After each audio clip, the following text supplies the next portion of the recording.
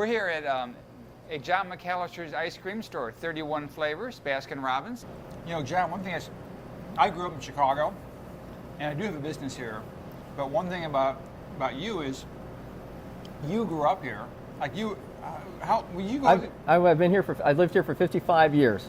So did you go to grade school here? I went to Huff, I went to Graham, I went to AWALT, which is now Mountain View High.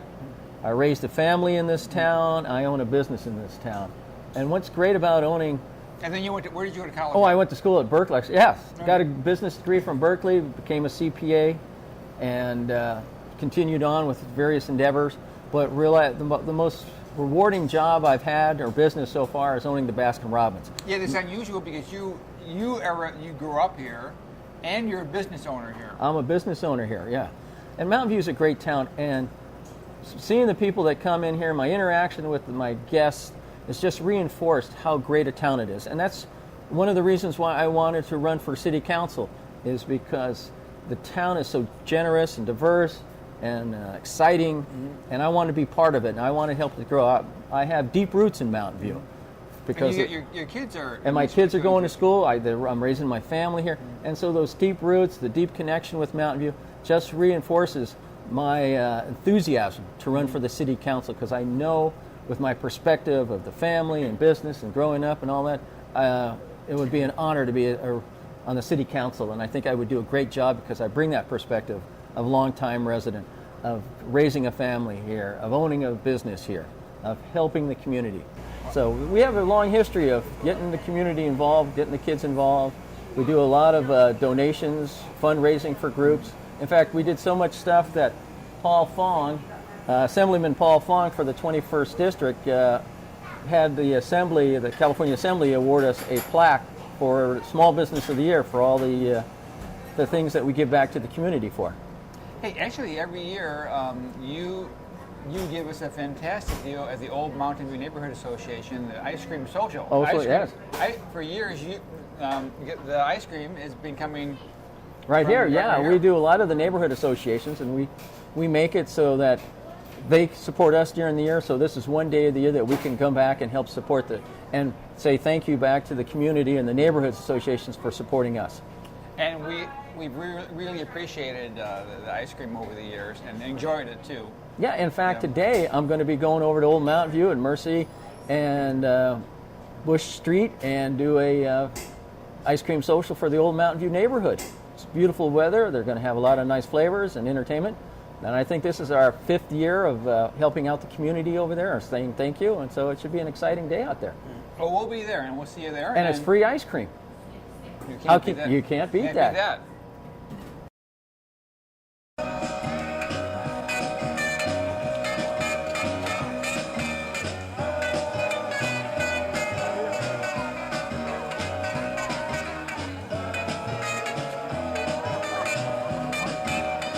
Well, they said you was high class, well, that was just a lie. You know, they said you was high class, well, that was just a lie.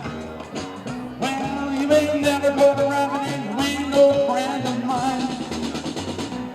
Hi everybody, I'm Jack Siegel. I'm thrilled to be here.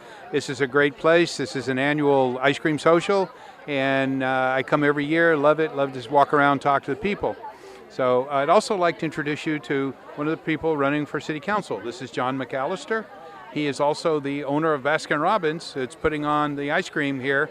John, did you have any other comments? No, I'm just agree with Jack that it's a beautiful day. It's great to have the community socializing together out here. And everybody, it's always great to see everybody enjoying their Baskin-Robbins ice cream.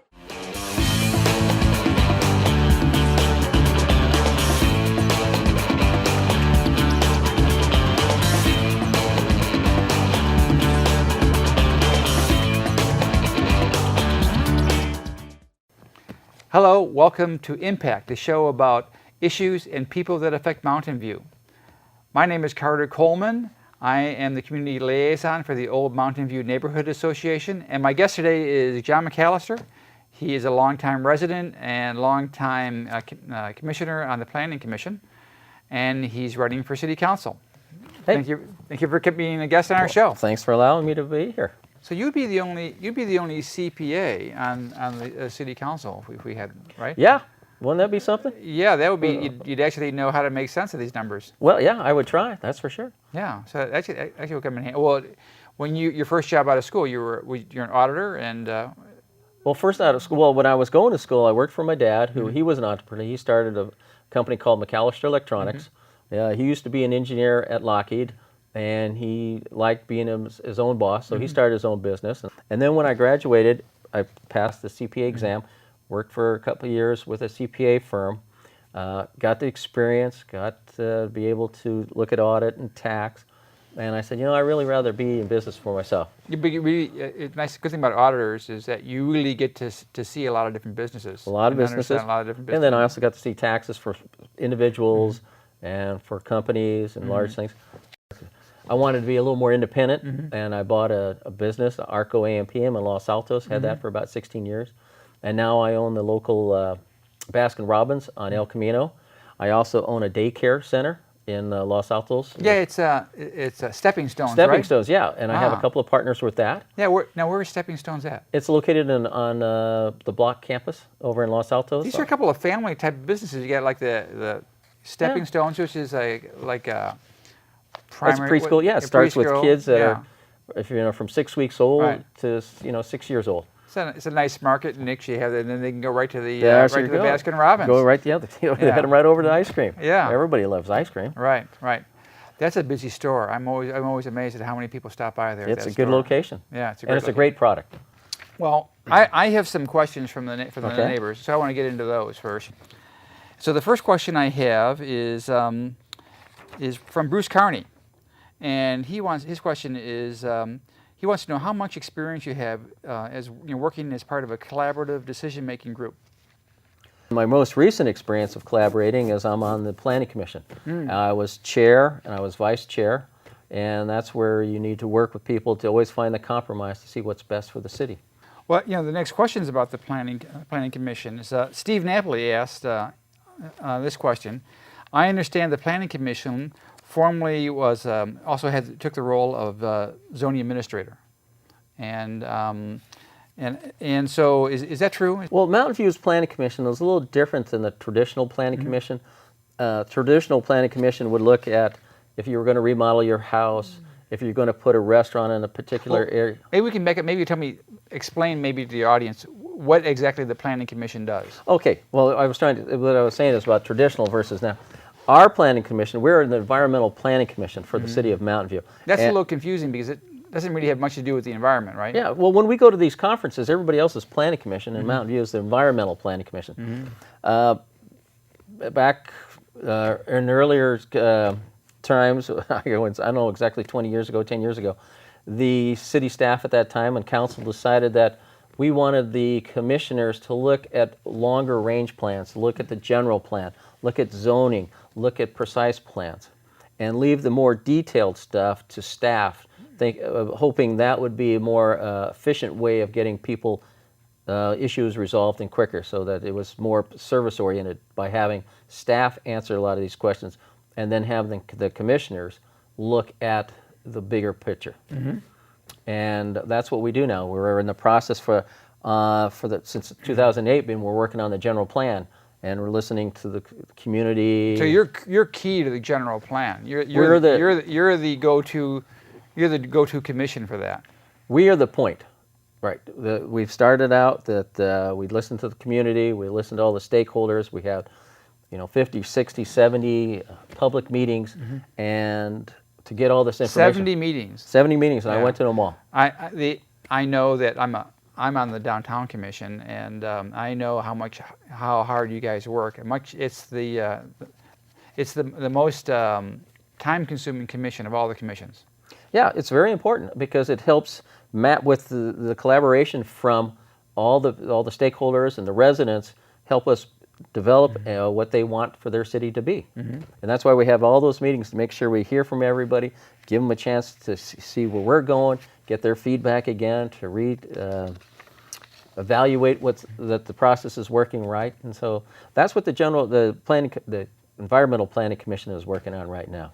And so you're really an advisory role for the city council, right? Yeah, okay. Exactly. We can advise. We don't have any authority to vote, to set any policy, but we do recommend, we do review policies, we review precise plans, and then we recommend it to the city council. Okay, well, that's great. Let me move on here. I mean, well, the second part of Steve's question is, has anyone ever talked about like maybe taking back the role of the zoning, the role of the zoning administrator? Because the zoning administrator, he doesn't live in Mountain View, and he makes decisions for Mountain View. He's not a citizen of Mountain View. But the thing is, lots of people think that the planning commission, they're all residents, and they're in fact affected. Do you have any thought about would you think about taking back that role in the planning commission, the role of zoning administrator?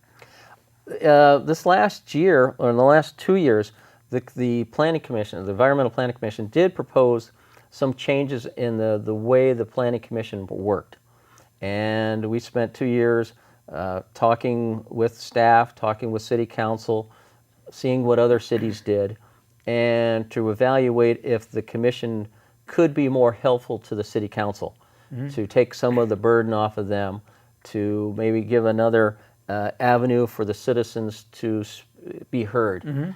And we did come to a compromise. We did come to a solution where the Environmental Planning Commission does listen to some gatekeeper processes, and the gatekeeper process is where a developer comes in and proposes to do something. And now the environmental planning gets to see it first. Beforehand, like in the Minton Lumber, a lot of the process was involved was, before it got to the Environmental Planning Commission, it was already decided. Yeah, no one knew. These big projects weren't even known about. Right. And it was kind of already decided. And so now the Environmental Planning Commission is able to hear this and put their input in, and hopefully, and then we get the public input before it's really decided exactly where they're going. I mean, the big details of the project, and that's really great for the Environmental Planning Commission and for the citizens, the residents of Mountain View. But there are certain things where the day-to-day, the zoning administrator, I still believe, is a very efficient way for the resident of Mountain View to go in, do something over the counter, and get it resolved a lot quicker than going through, a cost and timely process of seeing the various commissions. Deb Keller, she notes that the city is currently below the planning objective, the city's planning objective of 3 acres per thousand residents for parks. I think we've got about 2 acres now per 1,000 residents, and that's so we need to come up quite a bit. So we're adding all this density. We're having more people come here, but we're not getting the parks. Right. And you can just go to especially the bigger parks like Brinksdorf, very impacted over there. What do you think about this? I think that parks, there was a comprehensive study for parks that the Park and Rec Commission did.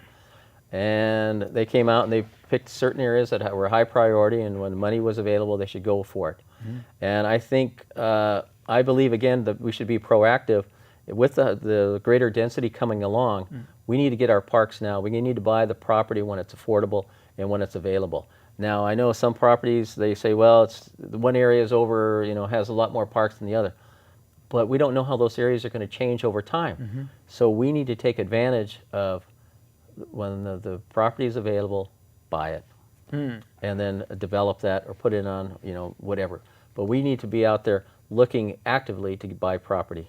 Because the parks, yes, if you start building up too much, we're never really going to be able to get the parks, because the density is going to go quicker. We're expecting, as they mentioned, there are 1,500 new apartments over in the San Antonio area.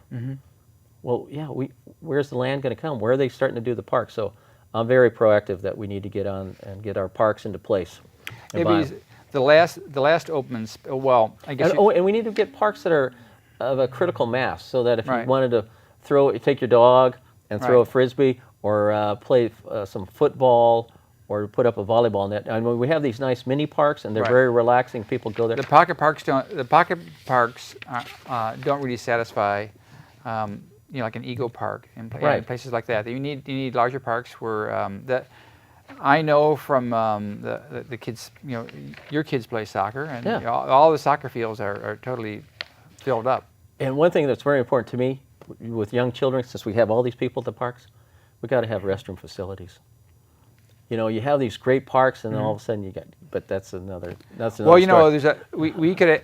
I was hoping to get a restroom in downtown Mountain View, Yeah. and we had some funds that we had from the the redevelopment funds from the state Yeah. that we never used, but there's no facilities downtown.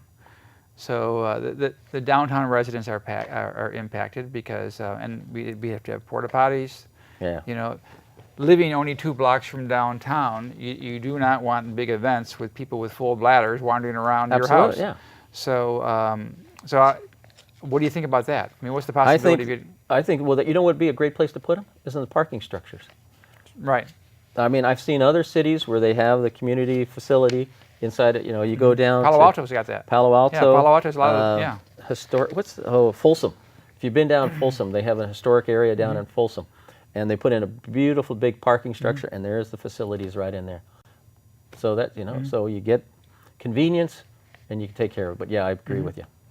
So, but I haven't really been hearing too much about like putting like facilities downtown like that. So I hope that comes.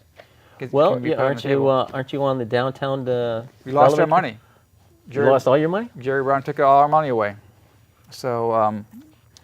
Well, that's a bummer. So what are you going to do then?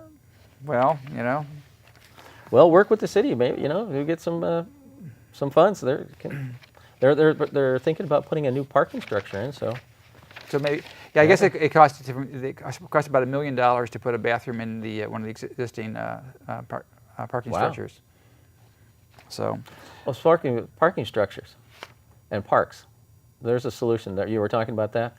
When I was going to school at Berkeley, they would have parking structures, and on the top floor they would have turf fields, and a lot of intramurals were done up there, soccer, baseball. You can do that for Mountain View. This is what they do in Chicago, Grant Park, very famous park, Chicago. It's downtown. They've got a lot of parking underneath Grant Park, and it's a very nice. It's a huge park with a lot of parking, and the railroad goes underneath there, and it's on the lakefront. So that'd be a great idea, if we could find a way to pay for it. And here's a question from Bruce County again. How do you feel about, do you favor or oppose the high-speed rail coming through the corridor?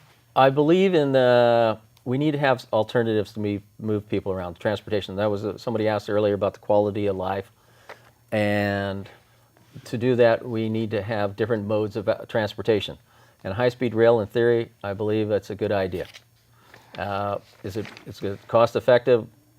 Right now, a lot of people don't think it is, but in 20, 30 years, 50 years, maybe it is.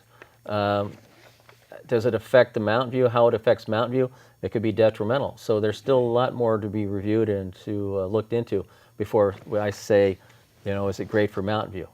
But I think another mode of transportation is something that we really need to consider. Okay. Well, I got another question about traffic, and this question was by from Eugene Cordero, and he asked, with projected growth in Mountain View, what solutions do you have for reducing traffic congestion and improving the quality of life in areas such as El Camino Real and Shoreline? I really believe that we need to work on a comprehensive transportation system, shuttle systems that go throughout all of Mountain View. Now, I know there's a lot of discussion about doing transportation as the hub of downtown Mountain View, where the train station and light rail is. But we got to broaden that and make sure that all parts of Mountain View has access to a public transit.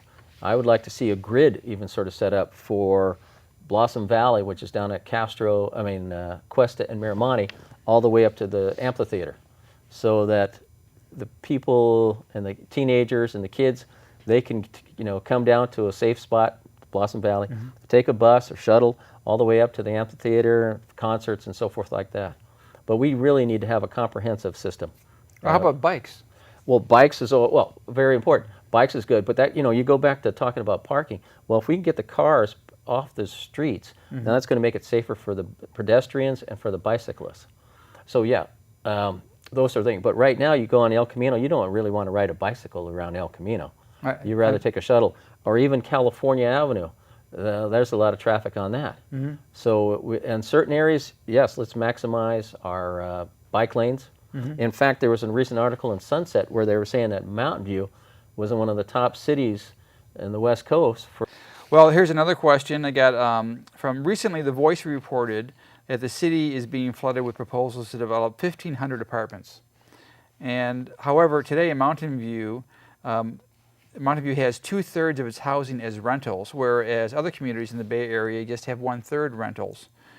And so Eileen McCullough and Bruce Carney ask, what can the council do to bring a balance between ownership housing and rental housing? And we have to honor the rights of property owners. Now, that's why we have the general plan, we have zoning, so that we can try to influence and say, well, you know, this is where we want to put certain density issues or apartments or single-family homes. And that's how we can influence it. But it's really the developer and the property owner who comes along and says, this is what I want to do with my property. And we can say, yes, it fits in with the city, or the council can say it fits in with the city's ideas of what to improve it or not. I mean, there's lots of resources that are shared. For example, like the next question is asking about like parking. Parking is going to be a bigger and bigger issue. I mean, not only are the residents from Old Mountain View concerned about this, but the people downtown. And like there's, it's getting harder and harder to park downtown. Yeah. But are you for metered parking downtown? No. As a small business owner, I believe that you really need to have parking available, a large quantity of it, and accessible. If you start putting any kind of metering, you're going to discourage people. And we really need to get people to spend their money in Mountain View. And if somebody has its opportunity to go to something like Palo Alto, where there's no metering, but they don't have a lot of parking either, or Mountain View, where we have some great parking structures, which is very smart of the community to say, we need to put those parking structures in. No, we need to have free parking and accessible parking. Especially in my business with ice cream, I get the mother and the small kids. See, they're not going to be walking all the way around to find parking. They want to park right in front of the door and walk right in. And so it's very important to me.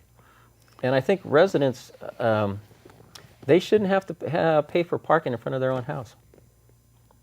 So. Yeah, well, I mean, that has a lot to do with how dense some people live in the neighborhood, because if you have, if you have more demand than there is supply for parking, there has to be some kind of solution for that. Well, that's where you put in another parking garage. Yeah, right. And the city of Mountain View is thinking about putting those in. And that's what's really nice about Mountain View. We're thinking ahead. We're being proactive and say putting in the parking garages. And then people can go. Los Altos, they've been parked. I had a business in Los Altos 20 years ago, and they were talking about parking structures back then. And they still haven't figured it out. So some people say there's great parking and there isn't, and Because like Midtown Palo Alto, you can't. There's not a space to be had down, and you just can't do business down in Midtown down. Yeah, so that's great for Mountain View. They can't do business there. Right. They're going to come to some place where it's convenient for them. That's right. Well, I've always wanted to know how to make a really good ice cream sundae, and I think this would be a great time for you to Great! I brought some flavors here and some toppings, and we can do it and show people what's out there to be done. Maybe the folks can get some tips. There you go. So let's do it. All right. Next down. Now we're back to the educational segment of the show, and John's going to show us how to make an ice cream sundae. So Carter, what we're going to do is we picked a couple of flavors for Carter. He likes vanilla. You can see he's a plain kind of guy. I got blueberry cheesecake because I just like the cheesecake's the flavor done. Which one of those choices, or the banana, or we also have what was called a brownie sundae. Which topping would you like to start with?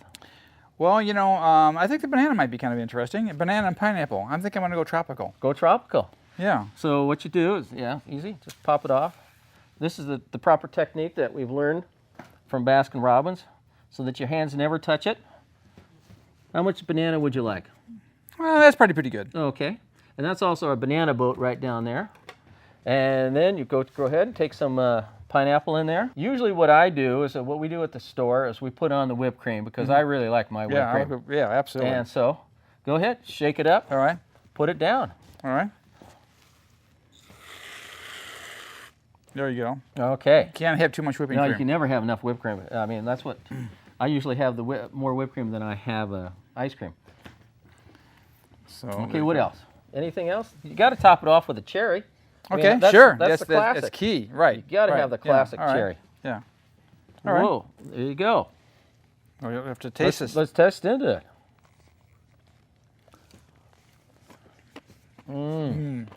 Is that good stuff? That is. You can't go wrong. Nope. Mother can't make it any better.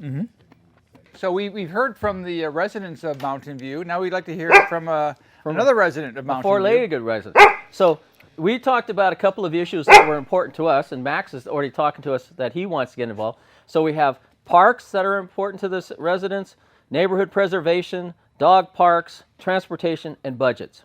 So Max, we want you to pick what's important to you. So go down there and pick what's important to you. What is the most important issue that you have going? I know they're pretty complex. You can't figure out one item that looks important to you? Well, Max is a picky eater, it looks like. Well, I know he's contemplating. He's thoughtful. Ah, Oh, here he goes. he's got- Here he goes. He's looking that- at parks. Ah. Parks. Oh, is it parks was important to you? Parks is the... Is parks? I know you like those parks. Yep. So Max thinks parks are the most important issue of his. Thank you again for coming in, John. And Max? Yeah, and thanks, Max, for coming in. You're doing your job.